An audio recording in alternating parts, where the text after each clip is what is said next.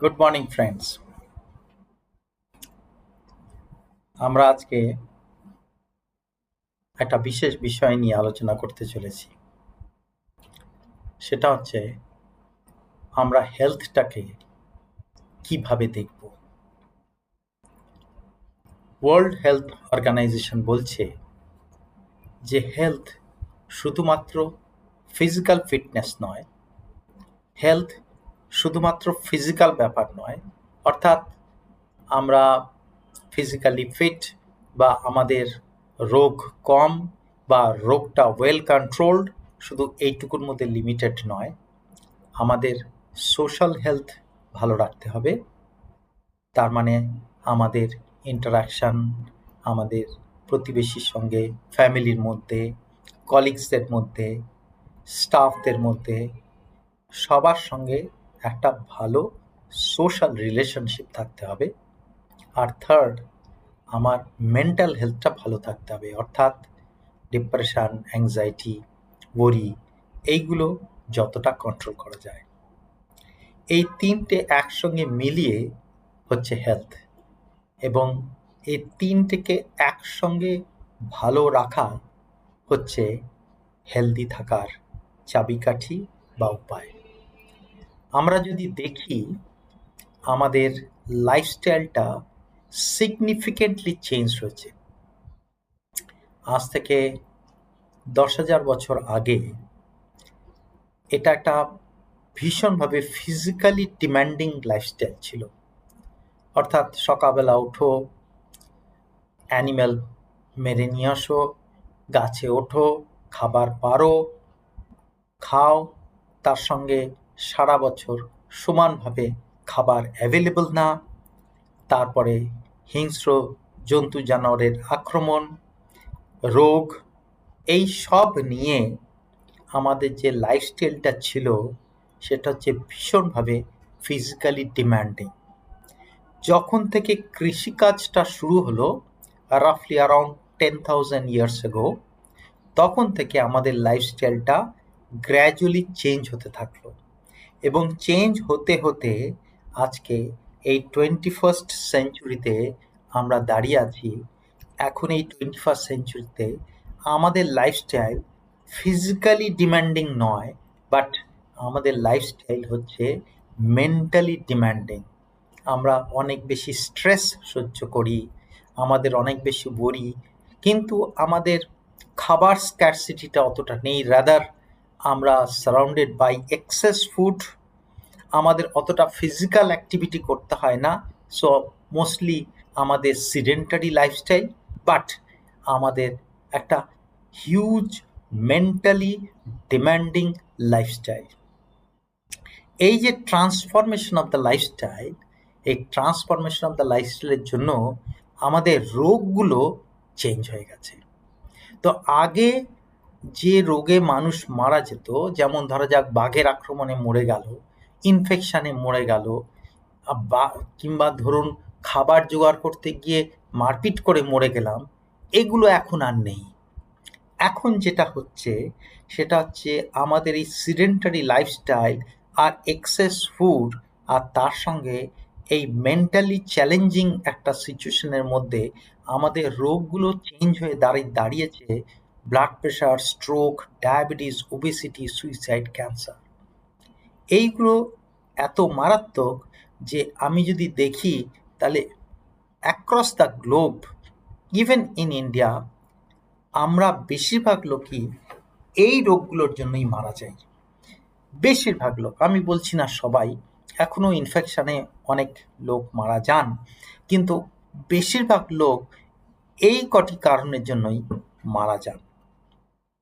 আমাদের life expectancy যদি আমি দেখি, যখন 1947 সালে আমাদের দেশ স্বাধীন হয়, তখন আমাদের লাইফ এক্সপেক্টেন্সি ছিল 47 সালে দেখুন মোটামুটি 33-34 ইয়ার্স। অ্যাভারেজ লাইফ স্প্যান 33 বছর, 34 বছর। আর এই 2020 সালে আমাদের লাইফ স্প্যান পৌঁছেছে 70-এ, এবং এখনই 2026-এ ইট ক্রসড 70, অলমোস্ট 71-72 লেভেলে রয়েছে।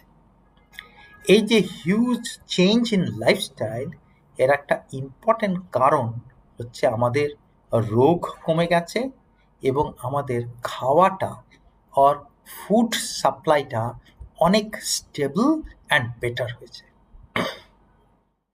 তার সঙ্গে আরও কিছু ফ্যাক্টর জড়িয়ে আছে, যেমন ধরা যাক যুদ্ধ বিগ্রহ কম হয়। নাম্বার 2 হচ্ছে হেলথটা বা বেসিক হেলথ নিড, তারপরে আপনার একটা সেফ ড্রিঙ্কিং ওয়াটার, তারপরে বেসিক ইমিউনাইজেশন, এইগুলো আমাদের দেশে অনেক ওয়াইডলি অ্যাভেলেবল হয়েছে, যার জন্য আমাদের এই এই মর্টালিটিটা আগের তুলনায় অনেক কমেছে এবং ইন দ্য লাস্ট 75 ইয়ার্স একটা huge change, almost mortality or the life span almost double হয়ে গেছে।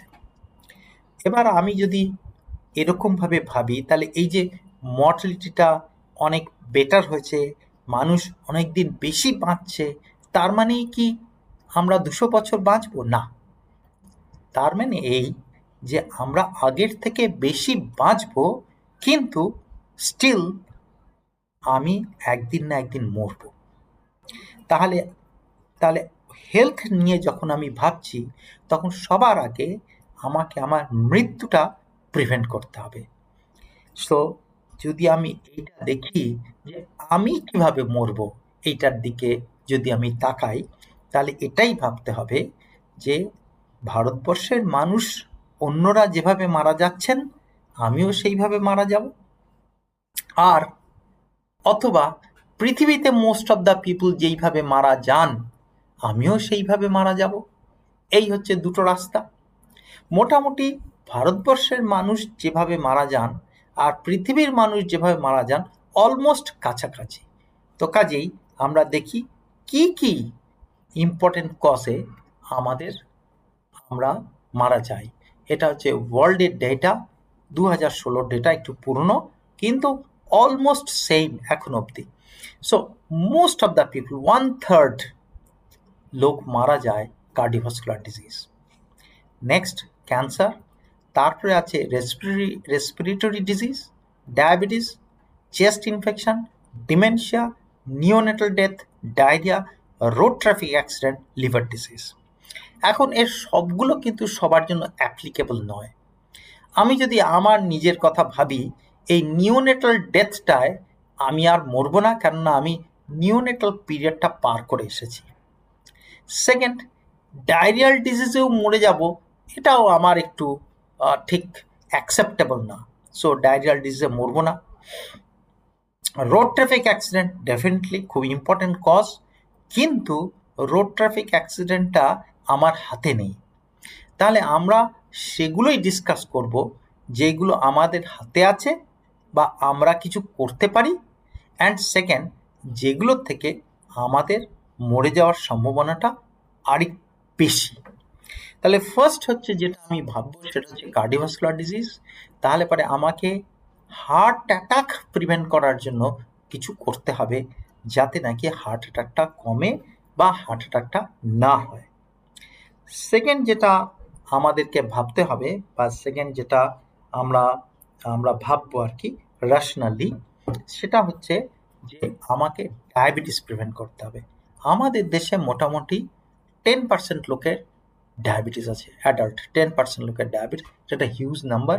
সো ডায়াবেটিস প্রিভেন্ট করাটা একটা ইম্পর্টেন্ট চ্যালেঞ্জ বা কাজ। দেন রেসপিরেটরি ট্র্যাক্ট ইনফেকশনে বহু লোক মারা যান।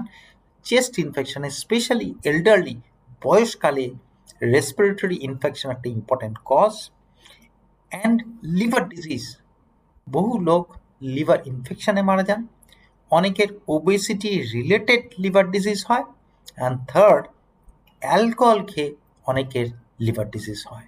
তাহলে এই তিনটে হচ্ছে মেইন কারণ, ইনফেকশন, অ্যালকোহল আর obesity related liver disease. Cancer আর একটা ইম্পর্টেন্ট কজ অফ ডেথ। আজকাল দেখবেন আপনি চারিদিকে ক্যান্সারটা প্রচুর বেড়ে গেছে, এবং আমরা যদি দেখি আমাদের অলমোস্ট সবার ফ্যামিলিতে কেউ না কেউ ক্যান্সারে আক্রান্ত হয়েছেন, বা অ্যাটলিস্ট এক্সটেন্ডেড ফ্যামিলির মধ্যে কোনো না কোনো ক্যান্সার রোগী পাওয়া যাবেই। ওয়ার্ল্ড হেলথ অর্গানাইজেশন বলছে যদি যদি আমরা 4টে জিনিস করি তাহলে পারে এই প্রিম্যাচিওর ডেথটা 40 থেকে 50% কমে যাবে, এবং এই 4টে জিনিসের একটারও জন্য কোনো পয়সা খরচা করার নেই। নাম্বার 1, কোনো ধরনের টোবাকো খাওয়া যাবে না। জর্দা হোক, গুড়াকু হোক, সিগারেট হোক, নো টোবাকো। সেকেন্ড, একটা হেলদি ডায়েট খেতে হবে। কোনটা হেলদি ডায়েট সেটা একটু ডিসকাশন করতে হবে। থার্ড, ফিজিক্যালি অ্যাক্টিভ থাকতে হবে, ইনঅ্যাক্টিভ থাকলে চলবে না। এক্সারসাইজ বা অন্য কোনো ফিজিক্যাল অ্যাক্টিভিটি একটা কিছু রোজ করতে হবে। অ্যান্ড ফোর্থ, অ্যালকোহল খাওয়া যাবে না, অথবা আরেকটু বেটারলি অল্প খাওয়া যেতে পারে, কিন্তু হার্মফুল ইউজ অফ অ্যালকোহল করা যাবে না, অর্থাৎ বেশি খাওয়া যাবে না, খেলেও খুব অল্প পরিমাণে খাওয়া যেতে পারে। তাহলে এই 4টে যদি করা যায় তাহলেই 50% preventable death, premature death prevent করা যায় 50%। তাহলে এই 4টে হচ্ছে একটা very important strategy in life, যে আমরা এই 4টে আমাদের জীবনে ইমপ্লিমেন্ট করতে হবে। ফিফথ হচ্ছে ভ্যাকসিন। ভ্যাকসিন যদি আমরা নিই তাহলে ওই যে রেসপিরেটরি ইনফেকশন যেটা বললাম একটা ইম্পর্টেন্ট কজ অফ ডেথ, এইটাকে প্রিভেন্ট করা যেতে পারে, মিনিমাইজ করা যেতে পারে, কমানো যেতে পারে। দুটো ভেরি ইম্পর্টেন্ট ভ্যাকসিন যেটা আমরা সবসময় পেশেন্টদেরকে বলি নেওয়ার জন্য। স্পেশালি আপনি যদি এল্ডারলি হন, আপনার বয়স যদি 50 ক্রস করে গিয়ে থাকে, 60 ক্রস করলে তো আরও ইম্পর্টেন্ট, সেটা হচ্ছে নিউমোনিয়া ভ্যাকসিন আর ইনফ্লুয়েঞ্জা ভ্যাকসিন। এই দুটো ভ্যাকসিন নিতে হবে। অ্যান্ড দেন ক্যান্সার হচ্ছে another important cause of death. তো সেই জন্য এই যে 8টা সাইন আছে যা দিয়ে আমরা early stage of cancer detect করতে পারি, এটা হচ্ছে আনইউজুয়াল ব্লিডিং অর ডিসচার্জ শরীরের কোনো জায়গা থেকে, বাওয়েল বা ব্লাডার হ্যাবিটেড চেঞ্জ, মানে আপনার ইউরিনারি কোনো একটা ডিস্টারবেন্স হচ্ছে, বা আপনার পেটের একটা গন্ডগোল অনেক দিন ধরে চলছে, স্পেশালি যদি আপনি এল্ডারলি হন। দেন একটা ঘা যেটা ভালো হিল করছে না অনেক দিন ধরে, বা একটা কফ বা হোর্সনেস যেটা অনেক দিন ধরে চলছে, যদি নাকি খুব ওয়েট লস হয়ে যায়।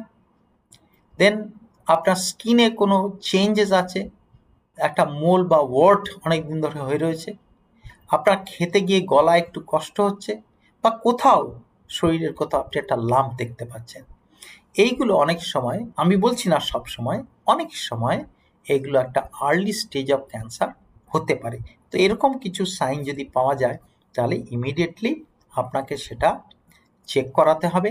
এবং এখন যা সিচুয়েশান, আর্লি স্টেজে যদি ক্যান্সার ধরা পড়ে তাহলে অলমোস্ট কিওর করা সম্ভব অনেক ক্ষেত্রেই, সব ক্ষেত্রে না হলেও অনেক ক্ষেত্রেই। অ্যাট দ্য সেম টাইম আমরা কিছু অ্যাক্টিভলি কিছু করতে পারি, সেটা হচ্ছে আবার ওই একই কথা। আমেরিকান ক্যান্সার সোসাইটি বলছে যে স্মোকিং করবেন না, হেলদি ওয়েটে থাকবেন, বডি ওয়েট বাড়ানো যাবে না, ফিজিক্যাল অ্যাক্টিভিটি করতে হবে, প্রচুর ফল অ্যান্ড ভেজিটেবল খেতে হবে, অ্যালকোহলটা যত কম সম্ভব খেতে হবে, ফ্যামিলি হিস্ট্রিটা দেখতে হবে যে কোনো ফ্যামিলিতে ক্যান্সার আছে কি না, আর ক্যান্সার স্ক্রিন করতে হবে, মাঝে মাঝে দেখতে হবে যে আমার শরীরে ক্যান্সার হলো না তো। তো সেইটার জন্য আমরা বলি এই মোটামুটি 4-5টা ক্যান্সার স্ক্রিন, সব ক্যান্সার স্ক্রিন করা সম্ভব না, not possible and not recommended also. Number 1, colon ক্যান্সারটা স্ক্রিন করা উচিত ছেলেদের এবং মেয়েদের দুদলেরই, colon cancer. Second, lung cancer check করা উচিত স্পেশালি ছেলেদের, স্পেশালি যদি নাকি আপনি সিগারেট খান। আর প্রস্টেট ক্যান্সার চেক করা উচিত। মেয়েদের ক্ষেত্রে দুটো ক্যান্সার খুব ইম্পর্টেন্ট কোলন ক্যান্সার ছাড়া, একটা হচ্ছে ব্রেস্ট ক্যান্সার আর একটা সার্ভাইকাল ক্যান্সার। সো এই গোটা 5 ক্যান্সার আমাদের স্ক্রিন করা উচিত, ছেলেদের ক্ষেত্রে 3টে, মেয়েদের ক্ষেত্রে 3টে। এই গোটা 3 ক্যান্সার ছেলে বা মেয়ে দু দলেরই চেক করা উচিত। সো লাস্টলি আমি এটা বলবো যে এটা ইলিয়ট পি জসলিন একটা ইম্পর্টেন্ট স্টেটমেন্ট, যে আপনি ডায়াবেটিসটা যত ভালো জানবেন তাহলে পারে আপনার লাইফটা তত বেশি লঙ্গার হবে। আমি এই কথাটাকে আর একটু বেটারভাবে বলি, সেটা হচ্ছে আপনি আপনার নিজের শরীরটাকে যত ভালো জানবেন তত বেশি দিন আপনি বাঁচবেন। So thank you very much.